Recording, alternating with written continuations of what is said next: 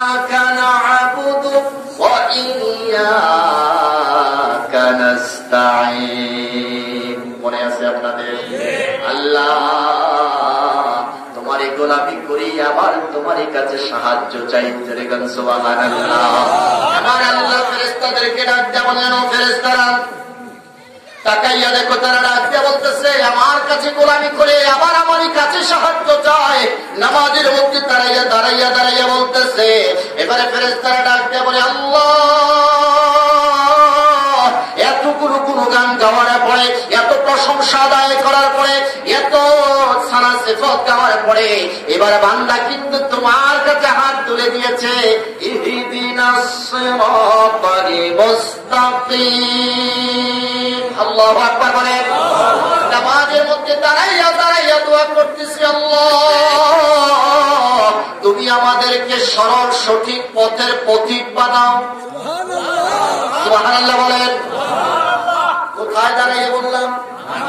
যারা বলেন কোথায় দাঁড়াইয়া? নামাজের মধ্যে দাঁড়াইয়া বললাম, আল্লাহ সরল সঠিক পথের দিকে পথে আমাদেরকে চালাও।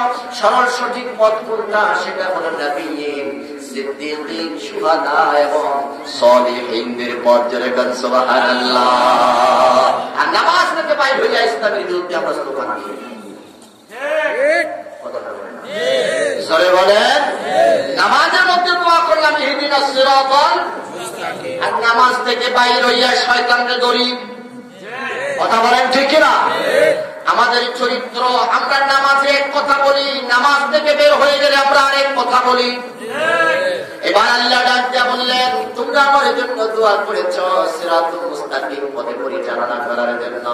আবার আমার আল্লাহ ডাক দিয়া বললেন, নবী আপনি তাদেরকে বলে দেন, তারা তো একটা দোয়া করেছে, আমি আল্লাহ আরেকটা দোয়া কবুল করেছি, মোট টোটাল দুইটা দোয়া কবুল করেছি। সুবহানাল্লাহ। আল্লামা সালাউল্লাহ পানিপতি রাহমাতুল্লাহ আলাইহি বলেন, যখন ওয়ারাদ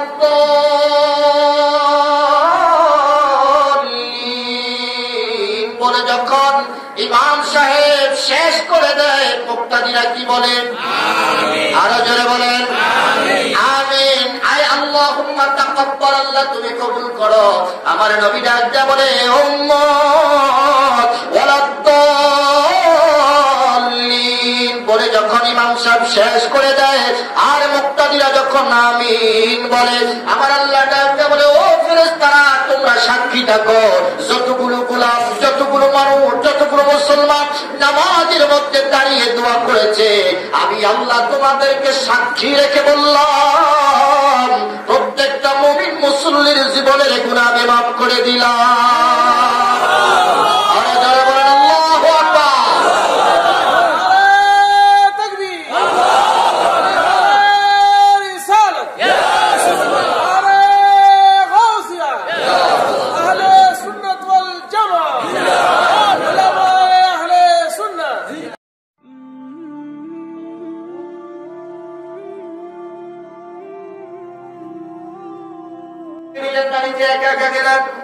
দরজা নক করলেন, কাঠুরিয়ার স্ত্রী দরজা খুললেন। দরজা খোলার পরে এবার ডাকতে বলে, ফাতেমা হাসান কোথায়, হোসেন কোথায়? বলে যে তাদেরকে আনি নাই, আগে জবাব দাও, তোমার ঘরের দরজার মধ্যে কেন এই দাওটা তুমি তরবারিটা ঝুলাইয়া রাখছো? বলেছি এটা কেন রাখছি আপনি জানেন না? বলে না আমি জানি না। কাঠুরিয়ার স্ত্রী ডাকতে বলে, ফাতেমা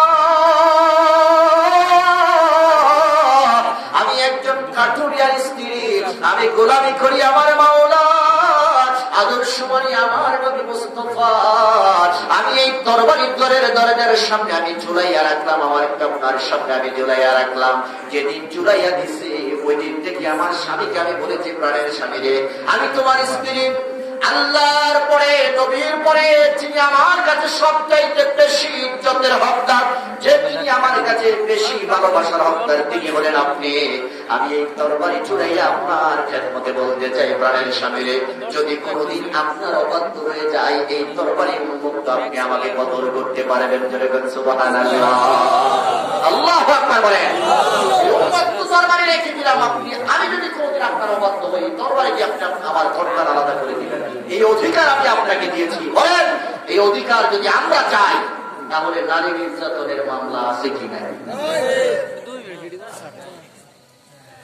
সুতরাং আমার মা বোনদেরকে বলতে চাই, স্বামীর ইজ্জত, স্বামীর অধিকার, স্বামীর ভালোবাসা। আর আমার ভাই বাবাদেরকে বলতে চাই, স্ত্রীর প্রতি তার ভালোবাসা, তার অধিকার, তার সম্মান, তার ইজ্জত কিভাবে দিতে হবে আমার নবীর দরবারে, আমার নবীর আদর্শের মধ্যে আছে কি নাই? আছে কি নাই?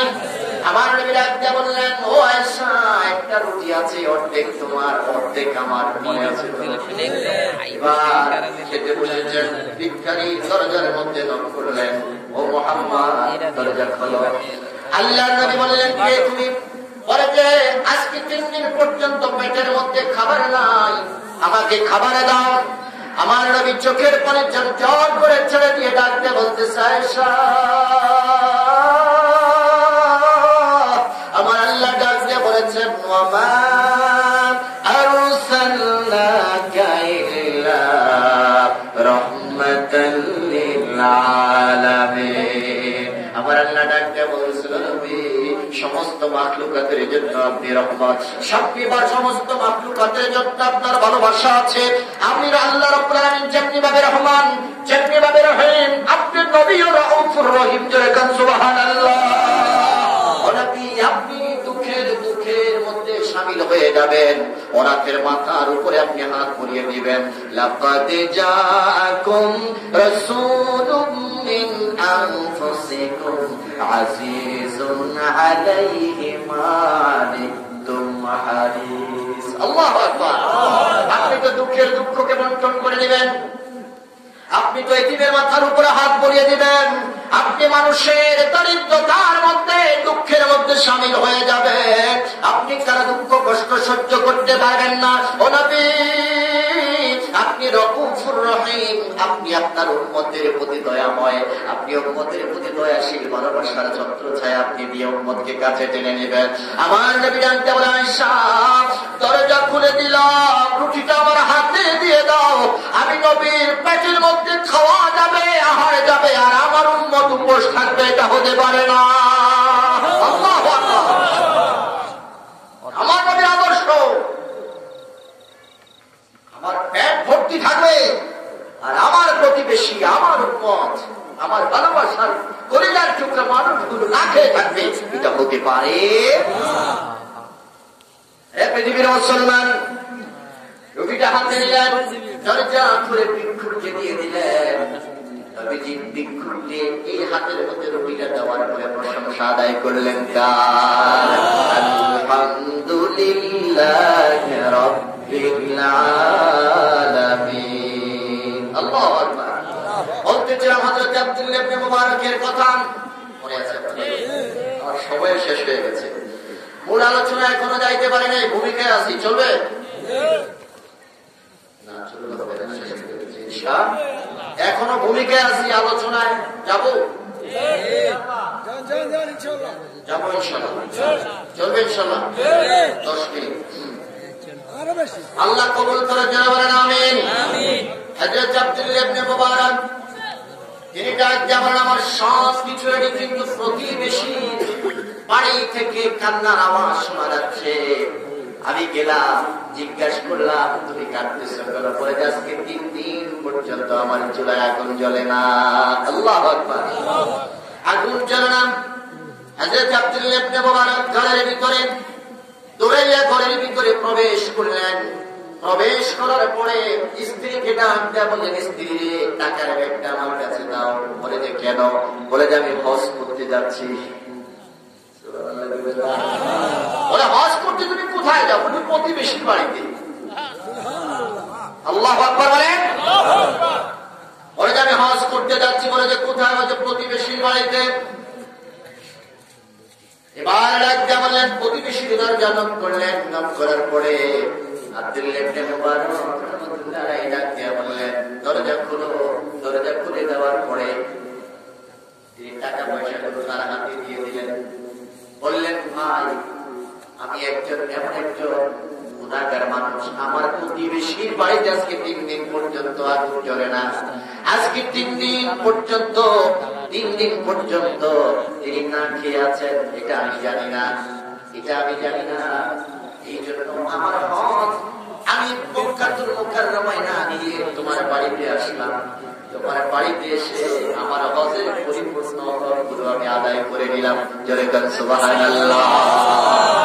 অন্য একটা রওয়ায়াতে এসেছে ওই হযরত আব্দুল্লাহ ইবনে মুবারক রাহমাতুল্লাহ আলাইহি সন্তান ওই প্রতিবেশীর বাড়িতে গেল। বাড়িতে গিয়ে গোশত পরে পরে গরুর গোশত যদি রান্না করে গ্রান আছে কিনা? আপনারা চাঁদপুরের মানুষ আগে শুনতাম ইলিশ মাছ যদি এক বাড়িতে রান্না করতো তাহলে আশেপাশের বাড়িতে কত হয়ে যেত। এখন আর ওই গ্রানটা নাই। এক বাড়িতে গোশত রান্না করেছে, আশেপাশের 2-3 বাড়ি নাক কত সমস্যা হবে, কারণ নাকের মধ্যে তখন সরিষার তেল, আর এখন নাকের মধ্যে সরিষার তেল সয়াবিন তেল হতে পারে না। আগের দিকে আমার দাদারা সরিষার তেল দিয়ে নাকের নাকটা খুব সরস ছিল, ইলিশ মাছও খুব সরস ছিল, ভালো রান্না হয়েছে। হযরত আব্দুল্লাহ ইবনে মুবারক রাহমাতুল্লাহ আলাইহির ছেলে ছোট্ট মানুষ তো গোশতের গ্রাম পাইছে, আপনার দরজা ধাক্কা ছেলেরা মাছে না চোখে খিদা। হযরত আব্দুল্লাহ ইবনে মুবারক তিনি বিদ্যুৎ মোটামুটি ধরার প্রশীল ছিলেন, তারপরেও প্রতিবেশীর দরজার মধ্যে কে ধাক্কা মারতেছেন, ভিতর থেকে জবাব দিল কে। যখন দেখলো আব্দুল্লাহ ইবনে মুবারক রাহমাতুল্লাহ আলাইহির ছেলে, তখন ওই ছেলেটাকে তিনি ঘর থেকে বের বাড়ি থেকে তাড়িয়ে দিলেন।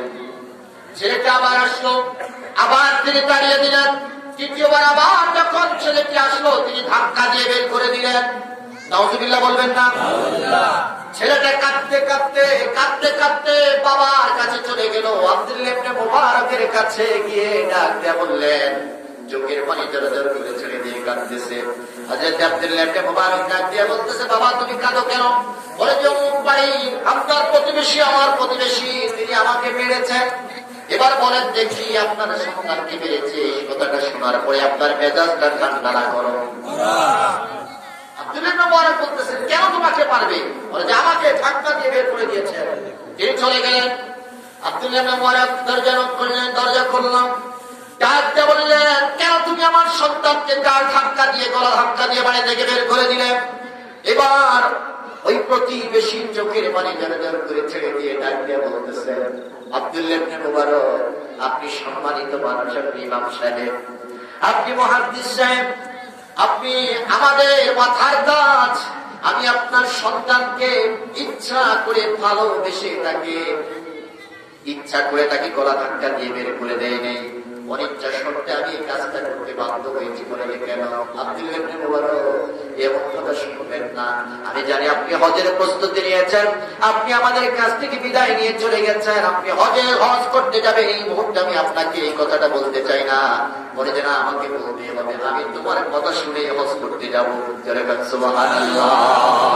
বলে যে বলো কোন অপরাধ ছিল আমার সন্তানকে তুমি ধাক্কা দিয়ে গলা ধাক্কা দিয়ে বের করে দিয়েছো? বলে যে অপরাধ ছিল না, আমি ভালোবেসে তাকে ধাক্কা দিয়েছি। তবে ভালোবাসে ধাক্কা দেওয়ার সময় আমার চোখে পানি ছিল, আমার মনটাকে আমি বুঝাইতে পারি নাই। বলে যে কেন তুমি কান্নারত অবস্থা আমার সন্তানকে ঘাড় ধাক্কা দিয়ে তুমি বাদ দিতে পারলাম না? ওইটা নামাজ নয়। কথা বলেন ঠিক না? তাকবীর তাহরিমা, কেন এটা নাম তাকবীর তাহরিমা করা হয়েছে? আল্লাহ রাব্বুল আলামিন ডাক দিয়া বললেন, ও ফেরেশতারা তাকাইয়া দেখো, মালিক ইয়াউমিদ্দিন। দুনিয়াতে তারা ইমামরা পাকের গোলামি করতেছে, আবার এই নামাজের মধ্যে দাঁড়াইয়া তারা বলতেছে, ও আল্লাহ আপনি তো শুধু দুনিয়ার মালিক নয়, বিচার দিনের হাসরের ময়দানের মালিক। কথা বলেন ঠিক না? ফেরেশতারা ডাক দিয়া বলে, আল্লাহ আমরা তো দেখতেছি। এবার গোলাম আমরা নামাজের মধ্যে দাঁড়াইয়া ডাক দিয়া বলি, ইয়াকা না'বুদু, বলেন ইয়াকা নাস্তাঈন। ও আল্লাহ আমরা তোমারই গোলামি করি, আবার যখন প্রয়োজন হয় তোমার কাছে হাত বাড়াইয়া দেই। কথা কোন ঠিক কিনা? যারা বলেন গোলামি কার? আল্লাহ। আর যারা বলেন কার? যখন কোনো কিছুর প্রয়োজন হয় কার কাছে চাই? পৃথিবীর কোন মানুষ যেটা দিতে পারে না সেটা দিতে পারেন কে? জোরে বলেন কে? পৃথিবীর মানুষ যেটা করতে পারে না সেটা করতে করতে পারে কে? সুতরাং পৃথিবীর কাছে কোন মানুষের কাছে হাত পাতা যাবে না, হাত পাততে হবে কার কাছে? সব সময় তো আল্লাহর কাছে চাইতে হবে। কথা বলেন ঠিক কিনা? দুনিয়ার কোন মানুষ এরা হলো উসিলা। যারা বলেন এরা কি? আমার নবীর দরবারে কেউ যদি কেউ আল্লাহর কাছে হাত পাতে, আমার আল্লাহ কয় নবীর উসিলা করে মাফ করে দিলাম। সুবহানাল্লাহ বলবেন না? আর যারা বলেন আল্লাহু আকবার। কোন ওলির দরবারে গিয়ে যদি আল্লাহর কাছে চান, আমার আল্লাহ কয় ওই নেককার ওলির কারণে, নেককার গোলামের কারণে আমি আল্লাহ তোমার দোয়াকে কবুল করে নিলাম। জোরে করে সুবহানাল্লাহ। আমরা শাহজালালের মাজারে যাই, শাহজালালের কাছে যাই না, চাই কার কাছে? আমরা হাত তুলে বলে আল্লাহ শাহজালালের উসিলায় আমাদের দোয়া কবুল করো। কথা বলেন ঠিক কিনা? শাহপরানের উসিলায় আমাদের দোয়া কবুল করো, শাহরেসারের উসিলায় দোয়া কবুল করো। আল্লাহ তোমার এই জমিনের মধ্যে, এই গ্রামের মধ্যে যে কুতুবগণ শুয়ে আছে তাদের উসিলায় মাফ করো। আমার আল্লাহ ডাক দিয়া বলেন এই সমস্ত নেককার গঞ্জের উসিলায় আমি তোমাদের দোয়া কবুল করে নেই। জোরে বলেন সুবহানাল্লাহ। হে পৃথিবীর মানুষ, আমরা নামাজের মধ্যে দাঁড়াইয়া বলি ইয়াকা না'বুদু ওয়া ইয়াকা নাস্তাঈন। ও আল্লাহ তোমার গোলামি করি, যখন তুমি খাবার দাও তখন খাই। আমরা খাবারের জন্য কারো কাছে হাত পাতি? পাতে কারো কাছে? কার কাছে চাই? হযরত আব্দুল্লাহ ইবনে মুবারক রাহমাতুল্লাহি আলাইহি তিনি ডাকিয়ে বললেন আমার ঘরে খাবার নাই, আমার ঘরে আমি আল্লাহর কাছে চাইলাম। একদিন, 2 দিন, 3 দিন পরে আমি দেখলাম আমার ঘরে খাবারের অভাব নাই। সুবহানাল্লাহ বলবেন না? কার কাছে? সব ধনভাণ্ডারের চাবি কার হাতে? আব্দুল্লাহ ইবনে মুবারক রাহমাতুল্লাহি আলাইহি বলেন পৃথিবীর মানুষ শুনো, এই জগতের মধ্যে যদি তোমরা আল্লাহর কাছে চাও, আল্লাহর কাছে চাইতে পারো, আমার আল্লাহর কাছে অভাব নাই। এই শিক্ষাটা আমার নবী দিয়েছেন, নবীর মাধ্যমে আমরা পেয়েছি। কথা বলেন ঠিক কিনা? এটা দিয়ে বলে গোলাম শুধু তুমি খাইবা আর কেউ খাইবে না তা হতে পারে? আল্লাহ আমাকে দিয়েছে, অনেক নিয়ামত দিয়েছে, আরেক ভাইকে দেয় নাই। আমার রাসূল শিক্ষা দিয়েছেন তুমি একা খাইবা না, তোমার ভাইকে তুমি দিয়া খাইবা। সুবহানাল্লাহ বলেন। তোমাকে দিয়ে আমি পরীক্ষা করলাম, কাউকে দেয়, দেওয়ার পরে আবার আল্লাহ এই যে দেওয়া এবং নেওয়া, এটা কি পরীক্ষা? এটার নাম নেই। আব্দুল্লাহ ইবনে মুবারক রাহমাতুল্লাহি আলাইহি বলেন আল্লাহ আমাকে অনেক দিয়েছে, আমি হজ করার জন্য প্রস্তুতি নিয়েছি। ইয়াকা না'বুদু, ও আল্লাহ তোমার গোলামি করি, আবার যখন আমার প্রয়োজন হয় তোমার কাছে চাই। হযরত আব্দুল্লাহ ইবনে মুবারক রাহমাতুল্লাহি আলাইহি বলেন পৃথিবীর মানুষ শুনে নাও, আল্লাহ আমাকে দিয়েছেন, এখন আল্লাহর গোলামি করার জন্য আমি মক্কাতুল মুকাররমা যাওয়ার ইচ্ছা করলাম। ও পৃথিবীর মানুষ, হযরত আব্দুল্লাহ ইবনে মুবারক রাহমাতুল্লাহি আলাইহি সব কিছু প্রস্তুত হয়ে গেল। হজ করতে যাবেন, গোলামি চলবে কার? আল্লাহ। হজ দিয়ে গোলামি করে কার? আল্লাহ। আবার চাইও কার কাছে? আব্দুল্লাহ ইবনে মুবারক রাহমাতুল্লাহি আলাইহি বলেন আমার গাড়ি বাঁধা হয়ে গেল, তখন বিমানে যেত না, লঞ্চেও যেত না, হেঁটে হেঁটে মক্কাতুল মুকাররমায় যাইতো। কথা বলেন ঠিক কিনা? হে পৃথিবীর মানুষ, আমাকে আল্লাহ নিয়ামত দিয়েছে, আল্লাহর গোলামি করবো। আমার আরেক ভাইকে নিয়ামতটা দেয় না, তিনি টানা মেস্তার মধ্যে আছে, তিনি কিন্তু না খেয়ে মারা যায় না। কিন্তু মুসলমানের দায়িত্ব, নবীর শিক্ষা, আল্লাহ রাব্বুল আলামিনের গোলামি হলো এই, তুমি এক মুষ্টি চাল যদি পাও এর অর্ধেক তোমার প্রতিবেশীকে দিতে হবে। কথা বলেন ঠিক কিনা? তার কারণ তোমার প্রতিবেশী যিনি, তোমার ঘরের পাশে যিনি, তোমার বাড়ির পাশে যিনি, তিনিও গোলামি করে কার? আর যারা বলেন কার? তিনি আল্লাহর গোলামি করে, তিনি আল্লাহর কাছে চায়। আল্লাহ তোমারটা কবুল করেছেন, আবার তারটা কবুল করেন নাই। তোমাকে আগে দিয়েছেন, তাকে একটু পরে দিয়েছেন, তার কারণ হলো দুজনের মধ্যে পরীক্ষা নিচ্ছেন কে? এই দুনিয়াটা হলো পরীক্ষার হল। কথা বলেন ঠিক কিনা? পৃথিবীর মুসলমান আব্দুল্লাহ ইবনে মুবারক রাহমাতুল্লাহি আলাইহি তিনি ডাকতে বললেন ও পৃথিবীর মানুষ, আমার হজের গাঁঠুনি বাঁধা হয়ে গেল, টাকা পয়সা যত কিছুর প্রয়োজন আমি আমার থলের মধ্যে নিয়ে নিলাম। হঠাৎ করে আমি দেখতে পেলাম আমার একজন প্রতিবেশী কান্না শোনা যাচ্ছে। প্রতিবেশীর বাড়িতে কান্নার রোল পড়ে গেল। আমি তার কাছ থেকে ক্ষমা চাইতে নিলাম। ও পৃথিবীর মুসলমান, এখনো আমাদের দেশে যারা হজ করতে যায়, হজে যাওয়ার আগে প্রতিবেশীদের কাছ থেকে মাপ চেয়ে নেয়, কথা কয় না? মাপ করে দিবেন। জীবনে আর কোনদিন হয়তো নাও আসতে পারি, হজের সফরে আমার মৃত্যু হতে পারে, এরকম মৃত্যুওয়ালা মানুষ আছে কি নাই? হজ করতে গিয়েছে আর ফিরে নাই, আছে না? পৃথিবীর মুসলমান ক্ষমা চেয়ে নেয়। আব্দুল্লাহ ইবনে মুবারক রাহমাতুল্লাহি আলাইহি ডাক দিয়ে বলে, ও পৃথিবীর মানুষ, এই জগতের মধ্যে আমি দেখতে পেলাম আমার প্রতিবেশীর বাড়িতে কান্নার আওয়াজ শোনা যাচ্ছে। আমি গেলাম, ও ভাই তুমি কেন কান্না করো, তুমি কেন কাঁদতেছ? ওই প্রতিবেশী ডাক দিয়ে বলে, আব্দুল্লাহ ইবনে মুবারক, ও আব্দুল্লাহ, আমি তোমার প্রশ্নের জবাবে বলতে চাই, আজকে 3 দিন হয়ে গেল আমার ঘরের চুলার মধ্যে রান্না করার জন্য কোনো কিছু রান্না হচ্ছে না। আল্লাহু আকবার। কতদিন? জোরে বলেন, কতদিন? আমার নবীর পেটেও কিন্তু 3 দিন পর্যন্ত খাবার যায় নাই। নবীর চুলের মধ্যে 3 দিন পর্যন্ত রান্না করা হয় নাই। আমি বলতে চাই, আমার নবীর এমন কি অভাব ছিল, যেই নবী শাহাদাত আঙ্গুলে দিয়ে ইশারা করলে উহুদ পাহাড়টা, পাথরের পাহাড়টা স্মরণে পরিণত হয়ে যেত। আরো জোরে বলেন সুবহানাল্লাহ। আবু জাহেল বলল, মুহাম্মদ তোমার কি দরকার, কি প্রয়োজন আমার কাছে বলো, আমি সবকিছু দেব। নারী চাও তো নারী দিব, গাড়ি চাও তো গাড়ি দিব, বাড়ি চাও তো আমি বাড়ি দিব, টাকা পয়সা চাও তোমাকে মক্কার সারা দুনি বানিয়ে দেওয়া হবে, তুমি শুধু ধর্ম চেঞ্জ করো। আমার নবী ডাকতে বললেন, ও চাচা আবু জাহেল শুনো, আমি মুহাম্মদকে টাকার প্রলোভন দেখাইবা না, আমি মুহাম্মদকে টাকার লোক, গাড়ি বাড়ির লোক দেখাইবা না। আমি মুহাম্মদ এমন একজন মানুষ, যিনি যদি শাহাদাত আঙ্গুলি দিয়ে ইশারা করে ওই প্রায় 7.5 মাইল প্রস্থ, 13.5 মাইল দৈর্ঘ্য যে পাহাড়ের আকৃতি, আমি নবী ইশারা করলে ওই পাহাড়টা স্মরণের পাহাড়ে পরিণত হয়ে যাবে। আরো জোরে বলেন আল্লাহু আকবার। নবীর আঙ্গুলের পাওয়ার আছে কি নাই? জোরে বলেন, কম না বেশি? আবু জাহেল ভাতিজা, তোমার এই আঙ্গুলের পাওয়ার যে কত বেশি আমি জানি। আবু কুবাইস পাহাড় এখনো সাক্ষী আছে, যে পাহাড়ের মধ্যে দাঁড়িয়ে চাষাকে বলেন, চাষা বলো কি করতে হবে আমাকে, দেখি তুমি 4টা 2 টুকরা করতে পারবে না।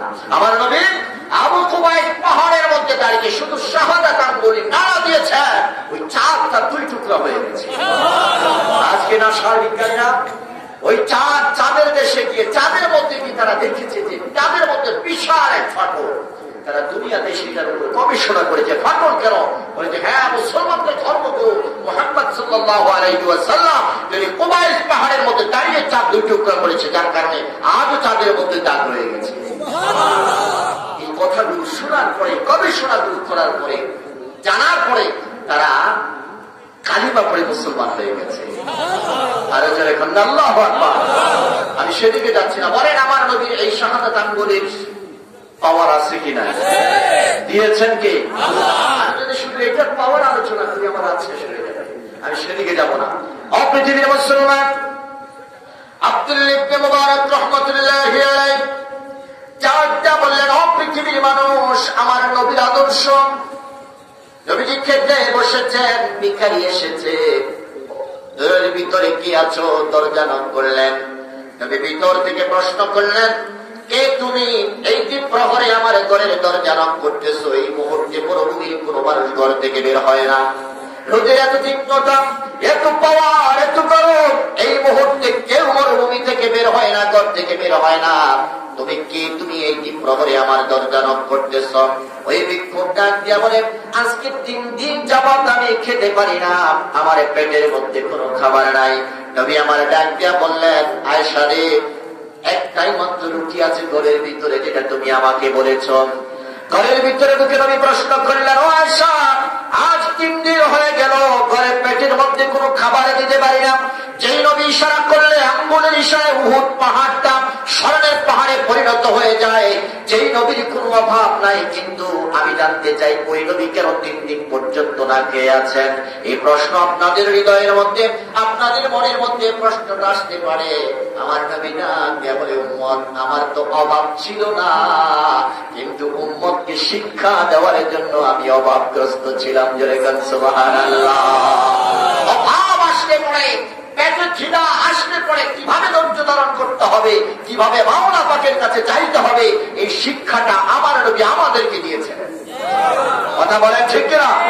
বুইস্তু মুআল্লিমান, বুইস্তু মুআল্লিমান, আমি টিচার হয়ে পৃথিবীর জমিনে আগমন করেছি। ও গোলাম, নবীর আদর্শ তোমার রান্নাঘর থেকে শুরু করে সংসদ ভবন পর্যন্ত আছে কি নাই? আর জোরে বলেন আছে কি নাই? রান্নাঘরের মধ্যে নবীর আদর্শ আছে কি নাই? গরিব লোকের জন্য নবীর আদর্শ, যারা পয়সাওয়ালা তাদের জন্য নবীর আদর্শ আছে কি নাই? আবার যারা নেতৃত্ব দিচ্ছেন, নেতা হয়েছেন, রাজনৈতিক লিডার, তাদের জন্য আমার নবীর আদর্শ আছে কি নাই? আমি জানি না আমি বিস্তারিত আলোচনা করতে পারবো কিনা। ও পৃথিবীর মুসলমান, আল্লাহ নবী ডাকতে বলেন, আয়েশা 3 দিন হয়ে গেল, পেটে কোনো খাবার নাই, পেটে কোনো খাবার দিতে পারি না। আমি জানতে চাই তোমার ঘরের মধ্যে তোমার কাছে কোনো হাদিয়া ও উপঢৌকন আছে কিনা? হযরত আয়েশা ডাকতে বললেন, নবী একটা রুটি মাত্র আছে, যেটা হাদিয়া এসেছে। দেখুন সুবহানাল্লাহ। হুজুরদেরকে হাদিয়া আছে কি নাই? আপনাদের এলাকায় হুজুরদেরকে আপনারা হাদিয়া দেন না? শুধু হুজুরকে নয়, যারা মুরব্বী, যারা আমলওয়ালা, তাদের জন্য হাদিয়া আছে কি নাই? আমি দেখেছি আমার দাদা বড় আলিম ছিলেন না, মুন্সি ছিলেন, খুব আমলদার ছিলেন। আমাদের এলাকায় প্রথম নারকেল, প্রথম ডাব, প্রথম পেঁপেটা আমার দাদার জন্য বাজারে চলে। বড় আলেম ছিলেন না, মুন্সি ছিলেন, কিন্তু খুব আমলদার ছিলেন, খুব আমলওয়ালা ছিলেন। আমাদের প্রথম পেঁপে ধরছে গাছে, এটা মুন্সি সাহেবের জন্য রেখে হাদিয়া নিয়ে আসতো। এটা কি? এটা সুন্নাত।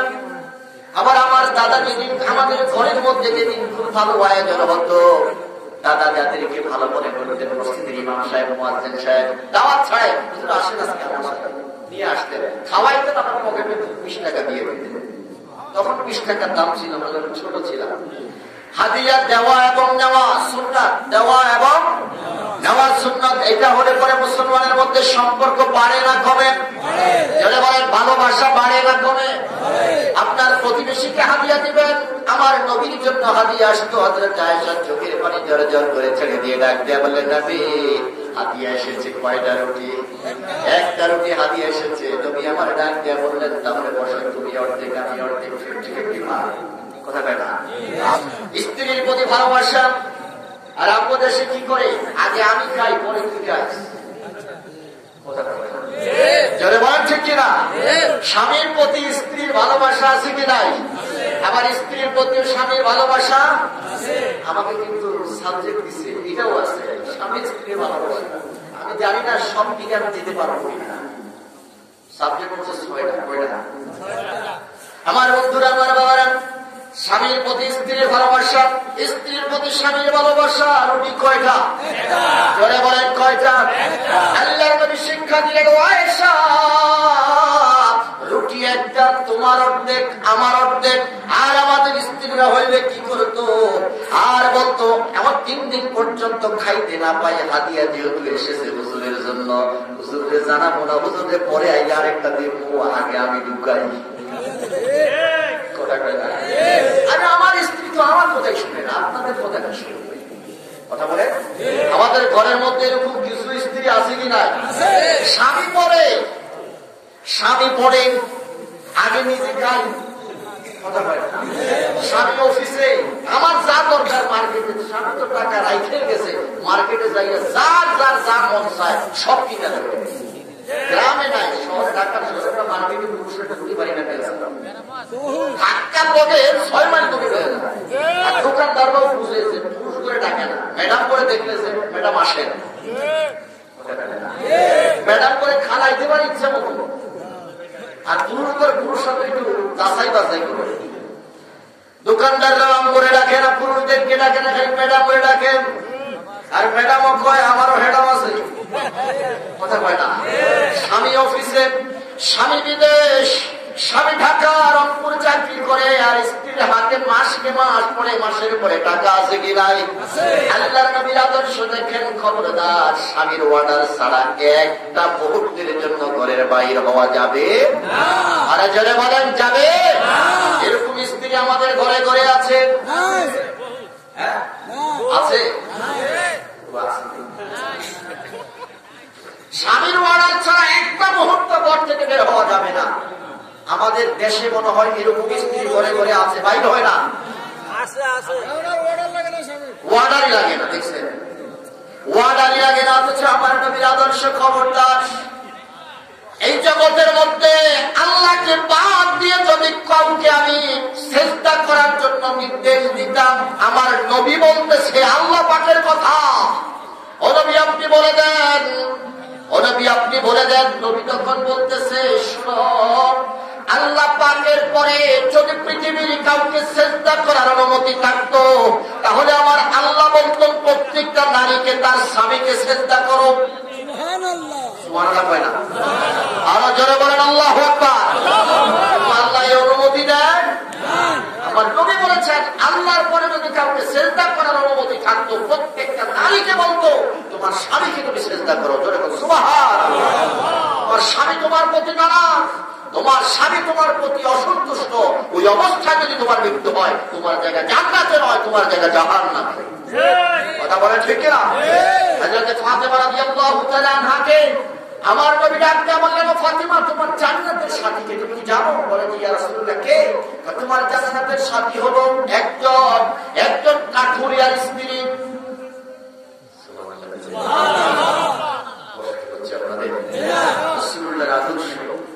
রাসূলুল্লাহ আদর্শ অনেক করে চলে এসেছে। কাঠুরিয়াকে বললেন, ফাতেমাকে বলেন, ফাতেমা তোমার জান্নাতের সাথী হলো, জান্নাতের সাথী হলো যার সাথে তুমি গল্প করবা, যার সাথে তুমি সময় কাটাবা, সে হলো একজন কাঠুরিয়ার স্ত্রী। সুবহানাল্লাহ। ফাতেমা রাদিয়াল্লাহু তাআলা বললেন, ইয়া রাসূলুল্লাহ কি এমন আমল করেছে যে খাতুনে জান্নাত ফাতেমার সাথে তার জান্নাত হবে? যেরকম সুবহানাল্লাহ। বলে যে তুমি তার সাথে কি দেখা করবা? ইয়া রাসূলুল্লাহ তার লোকেশন কি? আল্লাহর নবী তার লোকেশন বলে দিলেন। হযরত ফাতেমা রাদিয়াল্লাহু তাআলা আনহা দরজার মধ্যে নক করলেন। অনেক লম্বা কথা বন্ধু। হযরত ফাতেমা যখন দরজার মধ্যে নক করলেন, ভিতর থেকে আওয়াজ আসলো, কে তুমি? বলে যে আমি বললাম আল্লাহর নবীর কলিজার টুকরা হযরত ফাতেমা। সুবহানাল্লাহ। বলেন দেখি আমার আপনার দরজায় যদি আল্লাহর নবীর কলিজার টুকরা, জান্নাতে মহিলাদের সরদারিনী হাসান হুসাইনের মা হযরত আলীর স্ত্রী যদি আমার আপনার ঘরের মেহমান হয়, খুশি না বেজার? সবাই খুশি, সবাই খুশি। এবার বলেন কাঠুরিয়ার স্ত্রী খুশি না বেজার? কাঠুরিয়ার স্ত্রী খুশি। সুবহানাল্লাহ বলেন। আল্লাহর নবীর কলিজার টুকরা আদরের দুলারি ফাতেমা আমার ঘরের মেহমান, খুশিতে বাগবাগ হয়ে গেলেন। ফাতেমাটা যা বললেন, দরজা খোলো। এবারে ভিতর থেকে আওয়াজ আসলো, না আমি আমার স্বামীর ইত্তেবা করি, আমি আমার স্বামীর হুকুম পালন করি, আমি আমার স্বামীর অমতে একটা মুহূর্ত কাটাই না রে মা। আমি তোমার সাথে দেখা করতে পারবো না, আমি দরজা খুলতে পারবো না রে মা। তুমি আজকে চলে যাও। আজকে রাত্রিতে আমি আমার স্বামীর কাছ থেকে অনুমতি নেব, আমি আমার স্বামীর কাছ থেকে অনুমতি নিয়ে আগামীকালকে তোমার সাথে দেখা করবো। আজকে চলে যাও। দুঃখের বিষয় কষ্টের সাথে বলতেছি রে মা, আমি আজকে তোমার সাথে দেখা করতে পারবো না। আল্লাহু আকবার। স্বামীর প্রতি প্রেম, স্বামীর প্রতি মহাব্বত, স্বামীর প্রতি কতটা আনুগত্যশীল, সেটা ইসলামের গণ্ডির ভিতরে হতে হবে। কথা বলেন ঠিক কিনা? ফাতেমা রাদিয়াল্লাহু তাআলা আনহা বললেন, আমার আর বুঝার বাকি নাই। স্বামীর প্রতি আনুগত্যশীল হয়ে পড়ে ওই মহিলার জান্নাত হবে কার সাথে? কথা বলে কার সাথে? ফাতেমার সাথে। এটা আমার নবীর কথা। হযরত ফাতেমা রাদিয়াল্লাহু তাআলা আনহা চলে গেলেন, কাঠুরিয়া ঘরের ভিতরে আসলো। সন্ধ্যা গনিয়ে এলো। কাঠুরিয়া ঘরের ভিতরে আসার পরে স্ত্রী ডাক দিয়া বললেন, আমি তাকে উঁচু করার জন্য পানি দিলাম। মাগরিবের ওযু করলেন, নামাজ আদায় করলেন, এশার ওযু করলেন, এশার নামাজ আদায় করলেন, খাওয়া দাওয়া সেরে আসার পরে যখন তিনি ঘুমাইতে গেলেন, এবার ওই কাঠুরিয়ার স্ত্রী স্বামীর শরীরটা মেসেজ করতেছে, যেরকম সুবহানাল্লাহ। স্বামীর খেদমত ইসলামে আছে কি নাই? এখন মনে হয় এখনো আছে। স্বামীর খেদমত আছে না? এখনো একটু কমে গেছে মনে হয়। কমবো না কেন? কি আছে? নারী নির্যাতন মামলা আর যৌতুক মামলা, নারীরা যদি মামলা করে, এই মামলার রায় পুরুষের পক্ষে যায়, এটা নারীর পক্ষে যায়। যতই নারী অপরাধ করুন, রায় কার পক্ষে? নারীর পক্ষে। এই জন্য ওনাদের একটু কেয়ার বাইরে গেছে, কথা কয় না। এখন আর স্বামীর খেদমত নাই, এখন উল্টা স্বামী স্ত্রী খেদমত করা লাগে। কথা বলেন ঠিক কিনা? আমি সেদিকে যাচ্ছি না আমার বন্ধুরা, কষ্ট হচ্ছে আপনাদের, চলবে কিছু সময়। আমার বন্ধুরা, হযরত ফাতেমা রাদিয়াল্লাহু তাআলা আনহার আগমনের বার্তা শোনাবে, স্বামীর শরীরটা মেসেজ করতেছে আর কানে কানে বলতেছে, প্রাণের স্বামীরে যদি অনুমতি দাও একটু কথা বলবো। বলে যে কি কথা? বলে যে আগে বলো, তোমার মেজাজটা গরম হবে। তার কারণ আজকের আলোচনা থেকে আমি যেটা বুঝাইতে চাচ্ছি সেটা হলো, স্বামীর মেজাজ বুঝে, স্বামীর সময় বুঝে স্ত্রীকে কথা বলতে হবে। কথা বলেন ঠিক কিনা? আর আমার দেশে কি করে, সারাদিন এই পুরুষটা মাঠে পড়ে, চাষাবাদ করে, রোদে পুড়ে, কত পরিশ্রম করে, ওইরা যখন বাড়িতে ঢুকে প্রচন্ড পেটে খিদা নিয়ে যখন বাড়িতে আসে, তখন বলে, হ্যাঁ তোমার বাবা আমার এটা কইতে পারেনি, তোমার মা আমার এটা কইতে পারেনি। ওর কথা বলে না। আমি মনে হয় উল্টা কইতেছি। অমুকের ঘরে অমুকের অমুকের বউ এটা দিচ্ছে, তুমি আমারে দিতে পারো না কেন? কথা কয় না। আমার এক মুসল্লি সারাদিন অফিস করেছি, অফিস করে সন্ধ্যাবেলা যখন বাসায় ফিরলাম, এমন কিছু কথা বলেছে হুজুর, আর একটা মুহূর্ত দেরি করলাম না, মেজাজটা গরম হয়ে গেল, ঠাম দাম লাগাইছে। পুরুষের মেজাজ বুঝে কথা বলতে হবে, সময় বুঝে কথা বলতে হবে। এটা হলো একজন আদর্শ নারীর দায়িত্ব। কথা বলেন ঠিক কিনা? কাঠুরিয়ার স্ত্রীর কাছ থেকে শিক্ষা গ্রহণ করো।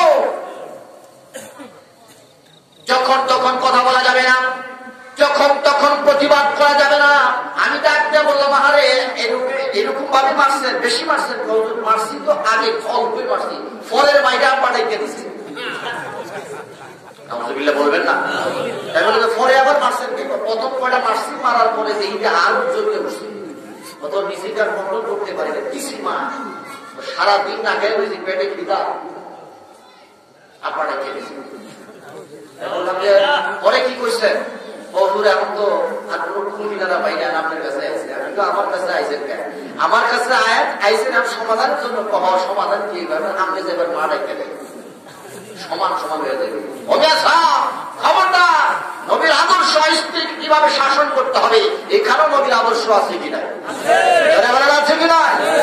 আপনার ঘরে থাকে, আপনার ঘরে সে অতিথি, আপনার সন্তানের সে দায়িত্বশীল। আপনি শুধু সন্তান জন্ম দিয়েছেন, সন্তান জন্ম দেওয়ার ক্ষেত্রে আপনার অবদান 1%। সন্তানকে 10 বার 10 দিন যিনি পেটে ধারণ করেছেন, তিনি আপনার স্ত্রী। এই সন্তানকে 2 বছর যাবৎ তিনি দুধ পান করেছেন, 2 বছর পর্যন্ত আরামের গুণকে হারাম করেছেন। আপনি নাক টেনে ঘুমাইছেন, আর আপনার স্ত্রী ঘুমাইতে পারে নাই। কথা বলেন ঠিক না? আপনার সন্তানকে লালন পালন করেছে 10 বছর, 15 বছর, 20 বছর পর্যন্ত, যিনি হলেন আপনার স্ত্রী। কথা বলেন ঠিক না? তার ক্ষেত্রে আপনার এতটুকুর পর্যন্ত দরদ থাকবে না যে একবারে মাইলেট ছেড়ে আপনার দায়িত্ব দেবে। এরকম স্বামী পৃথিবীর জমিনে থাকার কোন দরকার নাই। কথা বলেন ঠিক না? স্ত্রীকে শাসন করার ক্ষেত্রে নবীর আদর্শ আছে কিনা? সে কথা শুনে না, তাকে বাবার বাড়ি পাঠায় দাও। সে যদি তোমার অবাধ্য হয়, তাকে শাসন করো। কিভাবে শাসন করতে হবে? মৃদু আঘাত করতে হবে। কেউ কেউ বলেছেন মৃদু আঘাত মানে মেসওয়াক দিয়ে বাড়ি দিতে হবে। সুবহানাল্লাহ। বলেন যে মেসওয়াক দিয়ে কেমন বাড়ি দিবেন? যে বাড়ি খেলা বাড়ি খেলে মেসওয়াক দিয়ে এমন বাড়ি দেওয়া যাবে? মৃদু আঘাত করতে হবে। তারপরে নবীর আদর্শ, চেহারায় মারা যাবে না। নারীর সৌন্দর্য হলো চেহারার মধ্যে। কথা বলেন ঠিক কিনা? চেহারায় আঘাত করা যাবে না। মেসওয়াক দিয়ে বাড়ি দিতে হবে, না হয় কোলবালিশ। কোলবালিশ দিয়ে বাড়ি দেওয়ার না দেওয়া তো সমান। এইভাবে স্ত্রীকে শাসন করতে হবে। আর আমরা কি করি? দইরাই কি মায় এক মায়ের নাকের মাসি সহ সব উঠে যায়। আপনাদের এলাকার কথা আমি বলি না, আপনাদের এলাকায় না। খবরদার, স্ত্রীকে শাসন করার ক্ষেত্রে নবীর আদর্শ আছে। যে স্বামী স্ত্রীর প্রতি এরকম নির্যাতন করে ওইটা স্বামী নয়, ওইটা হলো আজরাইল। কথা হয় না? জোরে বলা ঠিক কিনা? আপনার স্ত্রী আপনার সাথে বেয়াদবি করবে না, করবে কার সাথে? আপনি তো নবীর আদর্শ মানেন নাই। একেবারে যদি ভালো নাই লাগে তাকে বাপের বাড়িতে পাঠাই দেয়, যেদিন ভালো হইতে পারে ওই নাই। আমার বন্ধুরা, আমি সেদিকে গেলাম না। দায়িত্ব বিচার আপনাদের উপরে ছেড়ে দিলাম। আদর্শ মানতে হবে আমার নবীর, আর নির্দেশ পালন করতে হবে কার? ও পৃথিবীর মুসলমান, কাঠুরিয়ার স্ত্রী শরীরটা মেসেজ করে আর বলে, প্রাণের স্বামী রে, একটা কথা বলবো, তুমি আগে বলো, আমার সাথে মেজাজ গরম করবানি কয় না। এবার রাইতে বলে, আজকে একজন অতিথি এসেছে, মেহমান এসেছে, বলে তিনি কে? ডাকটা বললেন, তিনি হলেন আল্লাহর নবীর কলিজার টুকরা, জান্নাতের সরদারিনী হযরতে ফাতেমা। কাঠুরিয়া এবার বলেন, খুশি না বেজার? হে স্ত্রী, আমি জানতে চাই এমন একজন মেহমানের সাথে তুমি কেমন আচরণ করেছ? তাকে অজুর পানি দিয়েছ কিনা? তাকে তুমি মেহমানদারি করাইছো কিনা?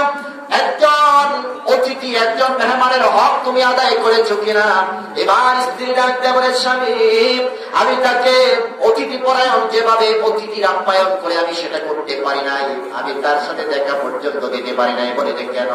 বলে যে আপনি তো আমাকে বাহিরের কারোর সাথে দেখা করার অনুমতি দেন নাই। আরো আসতে কোন সুবহানাল্লাহ। পৃথিবীর মুসলমান, কাঠুরিয়া যখন বলে যে আমি তার সাথে দেখা করতে পারে নাই, দরজাও খুলতে পারে নাই, কাঠুরিয়া একটু গরম হয়ে গেল, মেজাজটা বিগড়ে গেল। যখন বললো, প্রাণের স্বামী, আপনি তো অনুমতি দেন নাই কারোর সাথে দেখা করার জন্য। লোকটা কাঠুরিয়ার স্ত্রী, কিন্তু আদর্শ মানতেছে আমার নবীর কথা। বলেন ঠিক না? এমন স্ত্রী যদি আমাদের প্রত্যেকের ঘরে ঘরে থাকতো, সোনার বাংলা সোনা হয়ে যেত। কথা বলেন ঠিক কিনা? প্রত্যেকটা মায়ের পেট থেকে, প্রত্যেকটা মায়ের গর্ভ থেকে পাইজিৎ বোস্তামির মতো নিবাহী হইত। কথা বলেন ঠিক কিনা? প্রত্যেকটা মায়ের পেট থেকে শাহজালালের মতো নিবাহী হইত। কথা বলেন ঠিক কিনা? কিন্তু দুঃখের বিষয়, আজকে আমাদের নারীরা, আমাদের স্ত্রীরা, আমাদের মায়েরা, আমাদের বোনেরা স্বামীর কথা একেবারেই শুনতে চায়। আর প্রতিবাদী আমাদেরকে ঘরের ভিতরে বন্দী করে রেখেছে।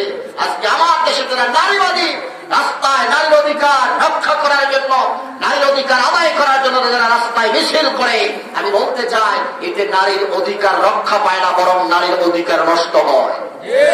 কথা বলেন ঠিক না? এদের কারণে, শুধুমাত্র তোমরা নারীবাদীদের কারণে আজকে ব্যাপারটার সংখ্যা বাড়ছে না কমছে? যত ব্যাপারটার সংখ্যা বাড়বে, নারীরা যত অবাধ্য হবে, তত নারীরা ধর্ষিতা হবে। কথা বলেন ঠিক কিনা? যত নারীরা ব্যাপারটায় বাইর হইবে, তত তারা ধর্ষিতা হবে, তত তাদের মুখে এসিড পড়বে, তত ইফটিজিংয়ের শিকার হবে। কথা বলেন ঠিক কিনা? যদি এই সমস্ত ধর্ষণ বন্ধ করতে হয়, যদি এই সমস্ত এসিড মারা বন্ধ করতে হয়, যদি এই সমস্ত অন্যায় অত্যাচার থেকে সমাজকে রক্ষা করতে হয়, তাহলে পর্দার দরকার আছে কি নাই? জোরে বলেন আছে কি নাই? আমার দেশে ইফটিজিংয়ের বিরুদ্ধে আইন হয়, এসিড মারার বিরুদ্ধে আইন হয়, ধর্ষণের বিপক্ষে আইন হয়, ধর্ষণের জন্য আইন পাশ করা হয়। আমি বলতে চাই, এগুলো একটাও বন্ধ আইন দিয়ে বন্ধ করা যাবে না, আইন পাশ করতে হবে। বাংলাদেশের কোন নারী, কোন মুসলমান পর্দা ছাড়া রাস্তায় বের হতে পারবে না। কথা বলেন ঠিক না? আমরা এই আইন চাই কি চাই না? দুই হাত ধরে বলেন, আমরা আল্লাহর কোরআনের আইন চাই কি চাই না? পর্দা করা হুকুম কার? আরো জোরে বলেন, হুকুম কার? আইন পাশ হয়েছে, এখন দেখতে 80 বছরের বৃদ্ধাও দোষিত হয়। জোরে বলেন, 4 বছরের শিশু, কন্যা সন্তান বাংলাদেশে দোষিত হচ্ছে, গণধর্ষণের শিকার হচ্ছে। আর করে কথা নাউজুবিল্লাহ। ও পৃথিবীর মুসলমান, আমি বলতে চাই, কাঠুরিয়ার স্ত্রী ডাক দিয়ে বললেন, প্রাণের স্বামীরে আমি তাকে দরজা খুলতে পারি নাই, তার সাথে দেখা দিতে পারি নাই। কাঠুরিয়া বললেন, গরম হয়ে গেলেন। বলে যে কেন? বলে যে আপনার অনুমতি নাই। বলে যে তুমি তাকে কি বলে? বলছে আগামীকালকে আনার জন্য, আসার জন্য। হযরতে ফাতেমা রাদিয়াল্লাহু তাআলা আনহা আগামীকাল হযরতে হাসানকে নিয়ে আসলেন।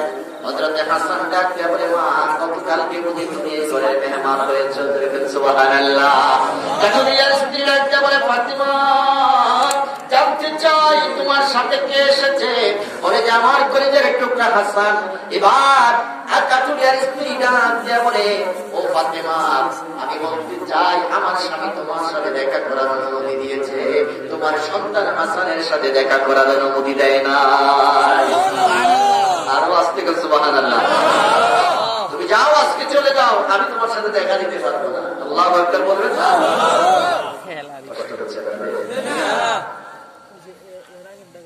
পরের দিন আবার আসলেন। এবার হুসাইন রাদিয়াল্লাহু তাআলার সাথে আসলেন। কাঠুরিয়ার ঘরের সামনে যখন দরজা নক করল, হযরত হুসাইন রাদিয়াল্লাহু তাআলা বলে, মা ভাইয়াকে নিয়ে গতকালকে তুমি এই ঘরের মেহমান হয়েছো? বলো জাহান। কাঠুরিয়ার স্ত্রী ডাকতে বলে, ফাতেমা রে, গতকালকে সন্তানের বয়স আর আজকের বয়সটা কোনো এক নয়।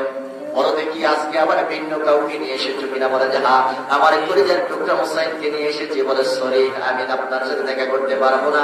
আমার স্বামীর কাছ থেকে আপনার এবং হাসানের জন্য অনুমতি নিয়েছে, হুসাইনের জন্য অনুমতি আনতে পারি নাই। আপনি চলে যান, আগামীকালকে আসবেন। আগামীকালকে আসতে পরে আমি আপনাদের সাথে দেখা করবো। এরকম নারী আমাদের ঘরে আছে? হয়েছে না? দরকার আসেনি? যারা বলেন আছে। এবার আগামীকালকে হযরত ফাতেমা কানা আবুদু ওয়া ইয়্যাকা নাস্তাঈন, মনে আছে আপনাদের? আল্লাহ তোমারই গোলামি করি, আবার তোমারই কাছে সাহায্য চাই। সুবহানাল্লাহ। আমার আল্লাহ ফেরেশতাদেরকে ডাক দেয়া বলেন, ও ফেরেশতারা তাকাইয়া দেখো, তারা ডাক দেয়া বলতেছে আমার কাছে গোলামি করে আবার আমারই কাছে সাহায্য চায়। নামাজের মধ্যে দাঁড়াইয়া দাঁড়াইয়া দাঁড়াইয়া বলতেছে। এবারে ফেরেশতারা ডাক দেয়া বলে, আল্লাহ এতগুলো গুণগান গাওয়ার পরে, এত প্রশংসা আদায় করার পরে, এত সানা সিফাত গাওয়ার পরে এবার বান্দা কিন্তু তোমার কাছে হাত তুলে দিয়েছে। ইহদিনাস সিরাতাল মুস্তাকিম। আল্লাহু আকবার বলেন। নামাজের মধ্যে দাঁড়াইয়া দাঁড়াইয়া দোয়া করতেছি, আল্লাহ তুমি আমাদেরকে সরল সঠিক পথের পথিক বানাও। সুবহানাল্লাহ বলেন। কোথায় দাঁড়াইয়া বললাম? যারা বলেন কোথায় দাঁড়াইয়া?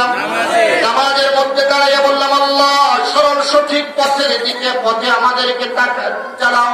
সরল সঠিক পথ কোনটা? সেটা হলো নবীয়্যিন, সিদ্দীকীন, শুহাদা এবং সালিহিনদের পথ। যারা বলেন সুবহানাল্লাহ। আর নামাজ থেকে বাইরে হয়ে যায় ইসলামের বিরুদ্ধে আমরা স্লোগান দিই। সরে বলেন। নামাজের মধ্যে দোয়া করলাম ইহদিনাস সিরাতাল মুস্তাকিম, আর নামাজ থেকে বাইরে হইয়া শয়তানকে ধরি। কথা বলেন ঠিক না? আমাদের চরিত্র, আমরা নামাজে এক কথা বলি, নামাজ থেকে বের হয়ে গেলে আমরা আরেক কথা বলি। এবার আল্লাহ ডাক দিয়া বললেন, তোমরা আমার জন্য দোয়া করেছো সিরাতুল মুস্তাকিম পথে পরিচালনা করার জন্য। আবার আমার আল্লাহ ডাক দিয়া বললেন, নবী আপনি তাদেরকে বলে দেন, তারা তো একটা দোয়া করেছে, আমি আল্লাহ আরেকটা দোয়া কবুল করেছি, মোট টোটাল দুইটা দোয়া কবুল করেছি। সুবহানাল্লাহ। আল্লামা সালাউল্লাহ পানিপতি রাহমাতুল্লাহ আলাইহি বলেন, যখন ওয়ারাদ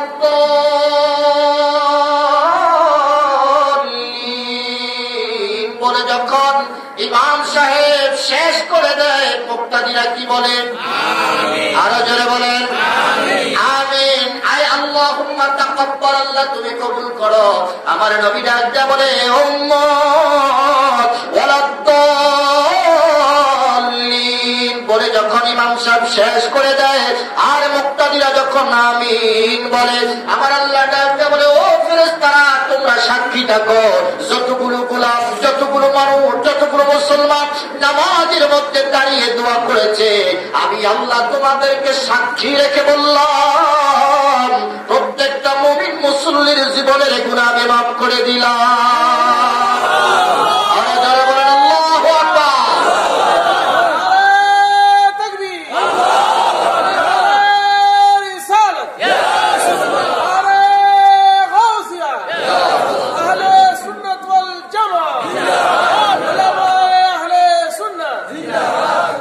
বলেন নামাজ পড়লে গুনাহ মাফ হয় কি হয় না? আর যারা বলেন হয় কি হয় না? নামাজ পড়লাম, দোয়া করলাম, ইহদিনাস সিরাতাল মুস্তাকিম, ও আল্লাহ আমাদেরকে সরল সঠিক পথের পথিক বানাও। দোয়া করলাম, আল্লাহ কই এটা তো দিলামই, বরং বোনাস হিসাবে আরেকটা দিলাম, তোর জীবনের সব গুনাহ মাফ করে দিলাম। সুবহানাল্লাহ বলেন। নারে তাকবীর। আরো আসতে পুলিশ আছে, মায়ের আসতে পারে, বলেন নারে তাকবীর, নারে রিসালাত। আমি বলতেছিলাম ইহদিনাস সিরাতাল মুস্তাকিম। ইহদিনাস সিরাতাল মুস্তাকিম কোনটা? নবীদের পথ। জোরে বলেন কোন পথ? নবীদের পথ। আমি আয়াত নিয়েছিলাম ইন্নাকা লাআলা খুলুকিন আযীম। ভূমিকায় আযীম বুঝাইতে যে ভূমিকার মধ্যে শেষ করে দিলাম। আলোচনা চলবে? চলবে?